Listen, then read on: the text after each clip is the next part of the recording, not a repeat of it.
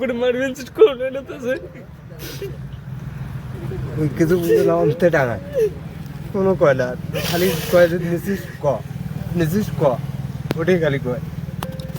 গুড়ি থুছিস ওটা কয় ওটা গুড়ি খালি কয় খালি আমরা তো নেই আমার কেন গুড়ি কখন গুড়ি থুইছে কাই গুড়ি থুইছে না থুইছে কোনে মারিছে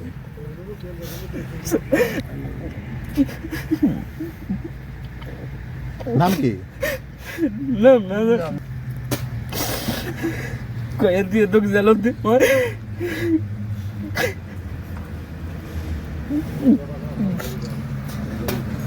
ক্যামেরা তো ডাঙাইছে জ্যাকেট খুলে করি মারিছে ভিতৰত লৈ যাই কিনি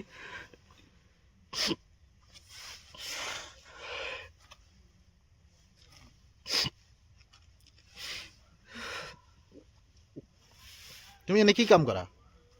রাজমিস্ত্রি যোগালে করো কর তোমার সুতরা মারি বহুত মারিছে নাকি মারিছে গেঞ্জি খুলে কিনে মারিছে কাপড় চাপড় খুলে মারিছে কাপড় খুলে মারিছে কি বিচাৰে মাতিছে ঘৰত যে কয় তাৰ মটৰ হেৰাইছে ইয়াত আহিলো ইয়াত অহাৰ পিছত অচি ছাৰে ঘৰত লৈ যাই কিনে পোষ্ট কৰিল আপুনি চুৰি কৰিছে নেকি ছাৰ আমি এইবিলাকতো কৰা নাই কাম কৰি খোৱা মানুহ হয় তাৰপিছত ঘৰৰ পিছফালে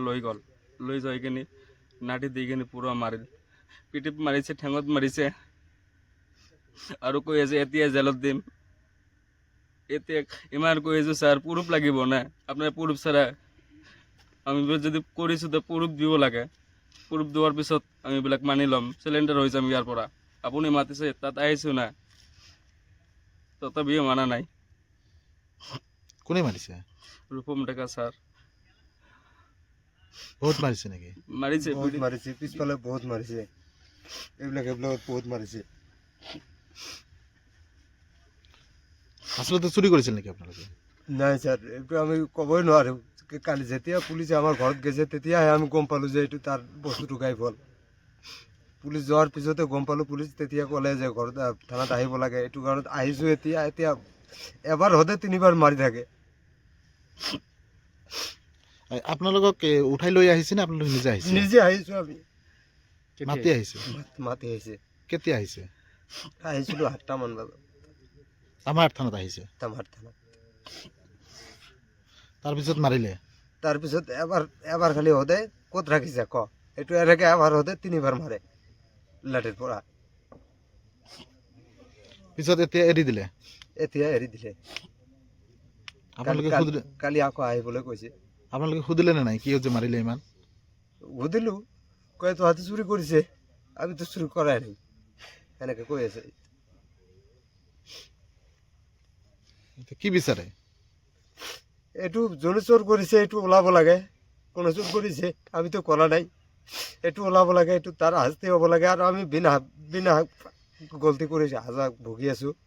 এইটো কাৰণত যোনে আমাৰ এগষ্টত এইটো কৰিছে তাৰ চাজাটো হ'ব লাগে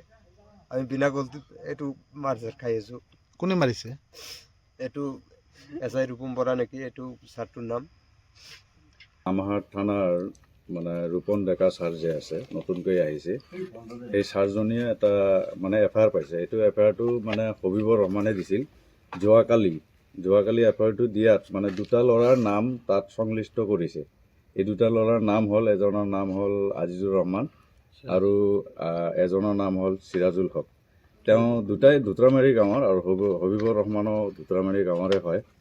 তো ল'ৰা দুটাক মানে ঘৰত ছাৰে যাই কিনে ল'ৰা দুটাক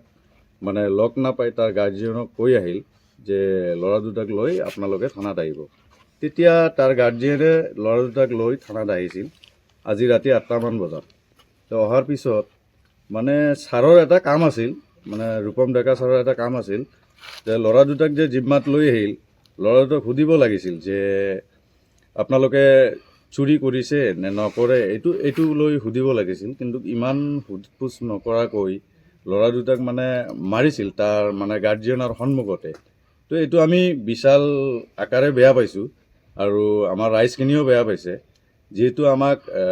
মানে ফোন যোগে জনালে গাৰ্জিয়ানে যে এনেকৈ কথা আপোনালোকে আহক তো আমি সংগঠনৰ পৰা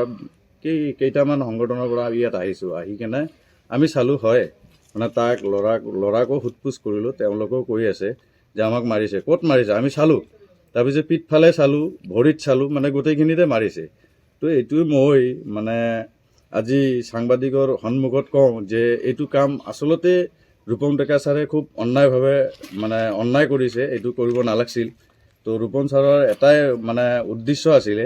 তাক গাৰ্জিয়নৰ সন্মুখত পুছতাছ কৰি, যিহেতু ডাউটফুল হিচাপে কেছটো দিছিল, সিহঁতে সন্দেহমূলক হৈছে, ৰিয়েলি সিহঁতে চোৰ ডকাইত নহয়। সেইকাৰণে মই কৈছোঁ মানে মোৰ এইটো আপত্তি যে তাক যদি দুটাকে যদি একেলগে পুছতাছ কৰি তাৰ গাৰ্জিয়নক দি ঘৰত দি পঠুৱাই হ'ল, তাৰপিছত তদন্ত কৰি চালে হয় যে আচলে সেই দুটা ল'ৰাই দোষী, তেনেহ'লে আমাৰ ক'বলগীয়া একো কথা নাছিল। কাৰণ ল'ৰা দুটা আচলে দোষী নহয়, সেইটো লৈ যাব দিলে ঘৰত? আজি মানে আমি আহিলোঁ, অহাৰ পিছত যাই হওক মেডিকেলত লৈ আহিল, মেডিকেলো কৰা নাই, তাৰপিছত মানে থানাত লৈ গ'ল, আকৌ থানাত লৈ গৈ গাৰ্জিয়নক মাতি তাৰ ছিগনেচাৰ লৈ ল'ৰা দুটাক এৰি দিলে আজি। এইটো এতিয়া মানে অসুস্থ টাইপ হৈ আছে, মানে হস্পিটেলতে আছে, আমাৰ লগতে আছে, এতিয়া আমি ঘৰলৈ লৈ যাম। আমাৰ ধুত্ৰামাৰী গাঁৱৰ হবিবৰ ৰহমানৰ এটা ৱাটাৰ পাম্প হেৰুৱাইছিল, সেই হিচাপত এখন তামাৰ থানাত এজাহাৰ দিছিলে। তো আজি আমাৰ তামাৰ থানাৰ চাব ইন্সপেক্টৰ যোৱাকালি তেখেতে ইনামুল আজিজুৰ ৰহমান আৰু চিৰাজুল হক এই দুজন ল'ৰাৰ ঘৰত গৈছিল। যোৱাৰ পিছত তেখেতসকলে ঘৰত নাছিল, কাম কৰাৰ কাৰণে বাহিৰত গৈছিল। তেখেতক মাতিছিল, আজি তেখেতৰ দুজনৰ অভিভাৱক লৈ থানাত আহিছিল, পিছত সোধপোছ কৰিছিল, কৰাৰ পিছত তেখেতসকলৰ অভিভাৱক বহাই ৰাখিছিল আগফালত। থানাৰ অচি চৰৰ পিছফালত এটা ৰুম আছে, তাত বোলে লৈ গৈছিলে সেই দুজনক। লৈ যোৱাৰ পিছত এই ৰূপম ডেকা এছআইজনে তেখেত দুজনক মানে যেতিয়া পুছকাছ কৰিছিল তেতিয়া খুব বেয়াকৈ মাৰিছে, গুলীকৈ মাৰিছে, কাপোৰ খুলি পিঠিত বোলে মাৰিছে। পিছত আমাক অভিভাৱকে ফোন মাৰিলে যে এনেকুৱা কথা, আমাক মাতিছিল। তো আমি আজি অহাৰ পিছত আমাক মানে চাব ইন্সপেক্টৰজনে আমাৰ ল'ৰা দুজনক মাৰি আছে, সেই হিচাপত আমি আহিলোঁ, আহি সোধপোছ কৰিলোঁ, কথাখিনি সঁচাকৈ আমি গম পালোঁ যে হয় এখেত দুজনক মাৰিছিল, কিন্তু বেয়াকৈ মাৰিছে, খুব বেয়াকৈ মাৰিছে। পোনপ্ৰথমে মই সচেতন যুৱ ছাত্ৰ সমাজৰ ফালৰ পৰা আমাহাৰ থানাৰ চাব ইন্সপেক্টৰ ৰূপম ডেকা ডাঙৰীয়াক মই গৰিহণা জনাইছোঁ। মই ৰূপম ডেকা ডাঙৰীয়াক মই এইকাৰণে গৰিহণা জনাইছোঁ যে থানাৰ ভিতৰত অভিযুক্তক মাৰিবৰ কাৰণে গভৰ্ণমেণ্ট বা আইনত কোনো ঠাইত এনেকুৱা ধৰণৰ ঘটনা নাই। তেখেত দুজনক সন্দেহমূলকভাৱে তেখেত দুজনক মাতিছে, সোধপোছ কৰিলে ভাল কথা, এইটোত কোনো আমাৰ ক'বলগীয়া নাই। কিন্তু এনেকৈ বেয়াকৈ মাৰিছে, এই কথাখিনিক আমি ধিক্কাৰ জনাইছোঁ। অসম আৰক্ষী DGP মহোদয়ক আমি অনুৰোধ জনাইছোঁ যে কমচে কম এই এনেকুৱা ধৰণৰ কাৰ্যকলাপ মানে আৰক্ষীৰ আমি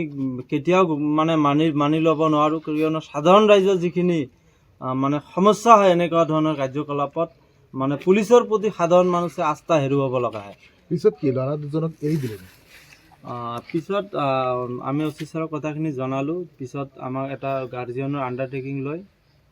দুজনকে এৰি দিছে। এতিয়া আমি তামাৰ হস্পিটেলত আছে, আমি ট্ৰিটমেণ্ট হৈ আছে। তো আমি অসম আৰক্ষীৰ DGP মহোদয়ক আমি অনুৰোধ জনাম যাতে এই ঘটনাখিনিত উচিত তদন্ত কৰি ইয়াৰ এটা ন্যায় দিয়ে, আৰু লগতে অসমৰ মুখ্যমন্ত্ৰী ডাঙৰীয়া তেখেতে মানে গৃহ বিভাগৰ যিহেতু দায়িত্বত আছে, মই তেখেতকো আহ্বান জনাইছোঁ কমচে কম এই বিষয়টোত যাতে উচিত তদন্ত কৰি মানে এনেকুৱা ধৰণৰ যাতে মানে কাম কাজৰ পৰা আৰক্ষীয়ে অলপ দূৰত থাকে, এইখিনি মই আহ্বান জনাইছোঁ। তাৰমানে এৰি যে দিলে, কিয় এৰি দিলে? তাৰমানে নিৰ্দোষী বুলি প্ৰমাণ হোৱাৰ পিছত এৰি দিলে নেকি? একচুৱেলি তেখেতক এই দুজন ল'ৰাক সন্দেহমূলকভাৱে তেখেতক থানাত মাতিছিল। তো যেতিয়া একোৱেই পোৱা নাই, তেখেত দুজনে মানে ৱাটাৰ পাম্পখিনি লোৱাই নাই, তো তেখেতক দুজনকতো ৰাখিব নোৱাৰে। পিছত এৰি দিয়াৰ কাৰণে তেখেততো মানে আইনত আছে, বাধ্যই হ'ল, সেই হিচাপত এৰি দিছে। কিন্তু মাজতে গুলীকৈ মাৰপিটখিনি বেয়াকৈ মাৰিছে, এইখিনি ঘটনাক আমি ধিক্কাৰ জনাইছোঁ, এনেকৈ মাৰিব নালাগে। আৰু আমাৰ বিশেষকৈ ধুবুৰী আৰক্ষী অধীক্ষক মহোদয়ক মই অনুৰোধ জনাইছোঁ, এই কমচে কম এই ৰূপম ডেকা ডাঙৰীয়াৰ ওপৰত অলপ কিবা এটা যাতে মানে SP ছাৰে কিবা এটা তদন্ত দিয়ে এই বিষয়টোত লৈ। যিখিনি মানে কলাপ আমি 2 দিনতে গম পালোঁ। এনেকুৱা ধৰণৰ কামৰ পৰা আৰক্ষীয়ে মানে অলপ দূৰত থাকিব লাগে। সাধাৰণ ৰাইজৰ প্ৰতি মানে যিমানখিনি দায়বদ্ধতা সহকাৰে জনহিত জনস্বাৰ্থে আৰক্ষীৰ যিটো শ্লোগান আছে, এই শ্লোগান লৈ যাতে আগন্তুক দিনত অসম আৰক্ষীৰ প্ৰতিজন বিষয়ববীয়া কাম কৰে, এইখিনিও অনুৰোধ থাকিল। যিকোনো খবৰৰ বাবে যোগাযোগ কৰক 7099017330 লগতে 7099017110 নম্বৰত।